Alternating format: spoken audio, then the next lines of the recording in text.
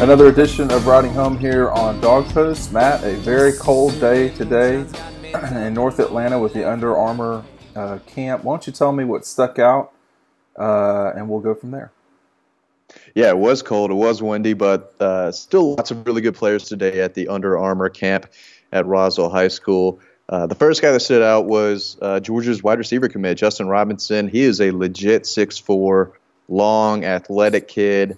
I definitely think the weather affected the receiver group a little bit, which was the most talented group there. I don't know if it was just a little too early or if it was too cold, but they all had a few balls slip through their hands, which it's not terrible to see at a camp like this. But he definitely looks the part physically. Once he got into the drills and one-on-ones, he really shined.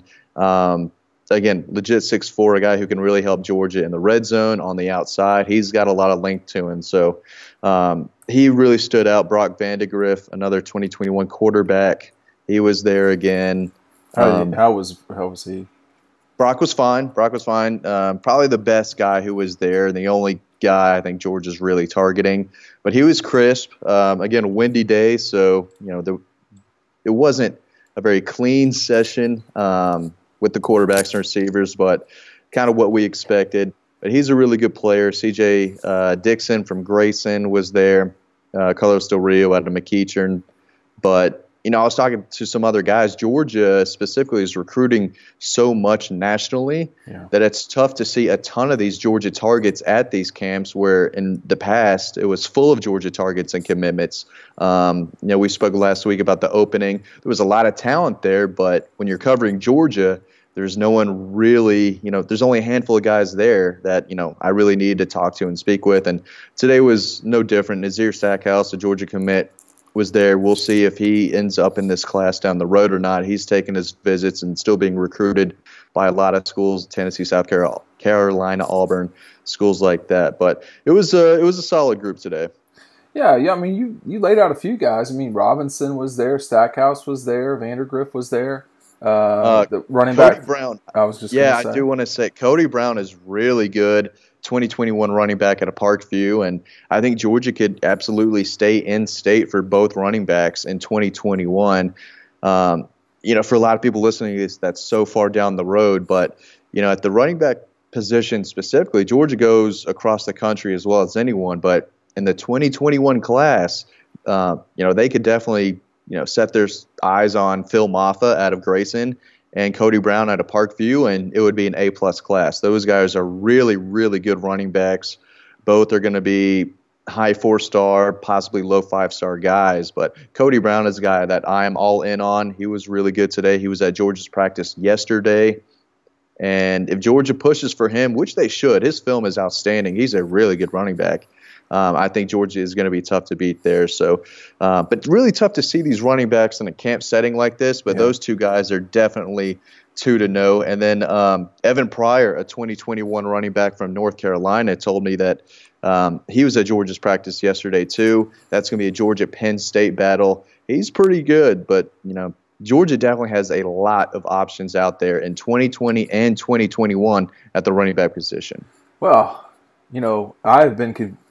I've been accused of talking over you. I think you have much to say today. You have been very long-winded, Matt. Let me point this out. Of the 5 guys on scholarship for the 2019 season for Georgia, one of them is from Georgia. And that's Brian Harrion, the senior. So this has been a position for years running back where Georgia just goes and gets the best kid they can possibly get throughout the country, whether you're talking about Todd Gurley, Keith Marshall, Noshawn Marino. You'll take Craig Lumpkin and Thomas Brown, and certainly will take Caleb King. But right now, there's been plenty of national about this, and just to get inside the weeds here, just a little bit, having covered recruiting for 19 years, this camp doesn't sound really that bad in terms of Georgia targets. I mean, I got to say. I've been through many a camp where there's just not many at all. What's going to be interesting here over time is with their national perspective on recruiting. And I can't say there's a lot of programs that do this. And the two that seem to do it more than anyone else are Georgia and Alabama, maybe Ohio State and Clemson, and perhaps Texas. But generally speaking, it's Alabama and Georgia that will pursue kids away from their home state, even though they have pretty good home states. You got about 20 more kids or so, maybe a little bit fewer than that, in this 2020 class. Georgia is so balanced, Matt, across the board with linebackers, DBs, defensive line. Yes, they need a quarterback or two. They've got Beck. But the reason why they can recruit nationally is what happened in 2016. In 2016, Kirby and them set things. They essentially recruited to every single roster deficit that they had. If they were missing guys, they took guys at that position. But not the normal clown show of taking guys. They didn't just take guys. They really went out and got some really good players. Where you're talking about Jacob Eason, who was out west, or whoever. There's not that many of those guys left in this class, but Rochester, Carter, Clark, guys like that were in that 16 class. Terry Godwin, but I'm getting some of these classes confused. I think I'm looking at things here, but Mecole was 2016. Oh, yeah, Mecole, Terry was 2015, right? Excuse me, Mecole. So some of those guys. My point is, though, at the end of the day, with the first class and particularly with 17, that class, they did such a good job setting everything to where they only needed to sign one running back, and they could go get the best running back, and that was Swift. Or they could concentrate their firepower on Zamir on Zamir first, and then go get James Cook. They have done an outstanding job of identifying their deficits and addressing them with national assets. And Nakobe Dean, Tyreek Stevenson, Sign from Texas, Pickens from Alabama, Webb from Alabama. There's just a lot of guys, and a developmental guy like Xavier Truss even. They have done a heck of a job addressing through national recruiting. And now I'll end my monologue by saying, where do they go in these last 15 spots? Because there's no real hole. You do need to sign a quarterback, and they've got one on, and probably a running back or two in this class. Outside of that, they're pretty balanced, Matt. Yeah, it's definitely going to be a smaller class compared to the last few, but definitely have to get two running backs. I think they'll load up on the offensive line. There's guys like Chris Morris, Cedric Van Prine. Those guys were on campus yesterday or this weekend. Yeah, it was yesterday. Broderick Jones, the guy committed. Tate Radledge, Paris Johnson. So they can load up on the offensive line. They'll get two running backs. They've got their quarterback. Tight end. I still think Georgia's they address tight end. Yeah.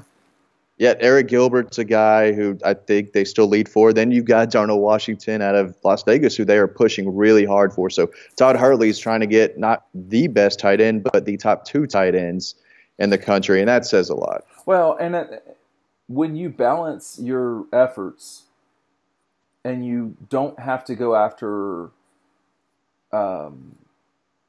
three running backs in one class, you can put all your firepower for the best guys. I mean, the people behind the scenes thought they were behind with Pickens, but at the end of the day, they weren't totally stunned if you talk to them after the fact, because they kept recruiting him. Because they could. Because they could. I mean, that Jaden went to Oklahoma happened, but they only focused on a few guys. Blaylock was one of them, and then Pickens, and obviously had Tongue as well. But those Blaylock and Tongue were already in the boat. But that's what days like today are like. Today Georgia guys weren't out there, but in 3 weeks they will have the ability to host all these kids, basically exclusively. There's just not going to be. There's no major programs who are hosting that week. And I think Georgia can do whatever they want, kind of. Yeah, and I think they will get Keely Ringo coming into town. I think Mikel Sherman is going to be in town. Lots of 2021 guys, lots of in-state players that Georgia might not even be recruiting that hard, or who are going to just want to be there and experience it. So it's going to be a very large group. They're taking advantage in a way that I think that Clemson has only now started to. they're taking they're taking advantage in recruiting what they've done with their marketing along the way. What I mean by that is Georgia was the number 3 most watched television team this past year. Whoever plays in the national championship game is always the most watched because they get 30 million viewers or 27 million viewers that no one else does. We haven't seen Clemson with a top 5 class yet lately. Well, they might this year, so they're really turning that on. Georgia has taken advantage of their situation by playing these big national games.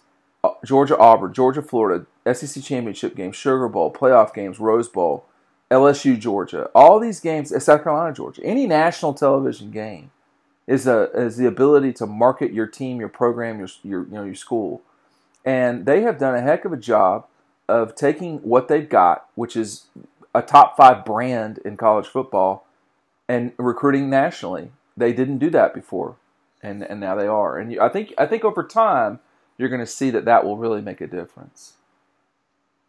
Definitely, and I think this summer is where you'll see Georgia really try to narrow down on who they want to end in this class. Because, again, it's going to be a small one, and they're going to go after the best of the best. They're going to continue to do that the entire way and still finish with one of the top classes in the country, even though it's a little on the small side. But the guys who visit this summer, for sure, especially at their big recruiting weekend at the end of July, that's when you'll see, who the staff is really targeting. They'll get some commitments this summer.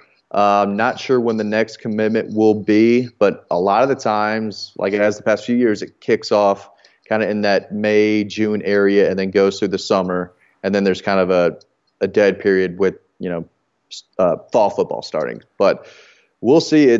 Georgia's in a really good spot right now. They're not even pursuing or recruiting a lot of really good in-state players around here. And, when you go to a camp full of kids from Georgia, you hear a lot of that type of stuff. But it was a good camp overall. Again, Nazir Stackhouse was there. Didn't get to see a ton of him, but lots of young guys. Jaden Thomas, wide receiver, who changed to Terrence Edwards out of Pace Academy. Again, I've talked highly about him for a while. Georgia's offered him. He could be in this 21 class.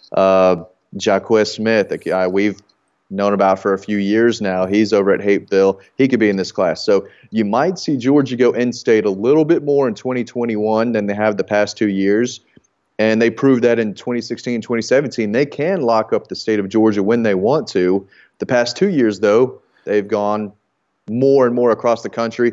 Probably do that more in 20. But I do think 2021, you might see Georgia go a little more in-state. We'll see. When you can add Clay Webb, N'Kobe Dean,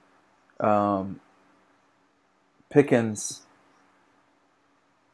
those kind of players are typically, and maybe even Nolan Smith, all 4 of those guys are at Georgia now. And they're there because of recruiting.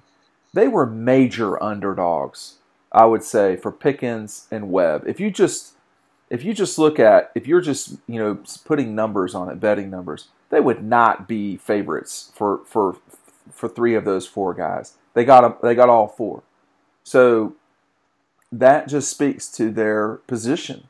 The question is, when will it all come into full focus and be tack sharp for these dogs, which means going and winning the national championship. And nonetheless, we will have it covered for you, whether they're playing in the national championship game or a college football playoff game, which they've been doing one of the two here lately over at Dog Post. I would encourage you to go visit. Try out Dog Post. It's $1 for a month.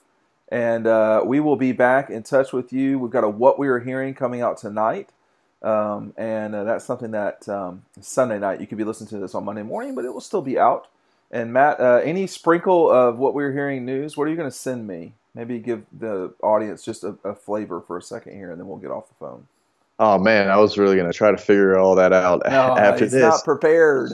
No, I don't think Georgia's getting a commitment anytime soon. I think if they do get a commitment soon, it could be Lenneth Whitehead, the inside linebacker from the Athens area. He's the guy I'm keeping my eye on who might pop and commit sooner than later, probably before the summer. But I'm not hearing a ton of breaking commitment news anytime soon. I definitely will have something for you, but it's nothing groundbreaking right now. Go over to Dog Post. Try the site out. $1 for a month. We've got a spring special. Thanks for listening to us. We had quite a few thousand people listening to us this past audience, Matt, through iTunes, YouTube, SoundCloud, and Instagram. So we appreciate everybody listening. Go over to dogpost.com, dawgpost.com right now.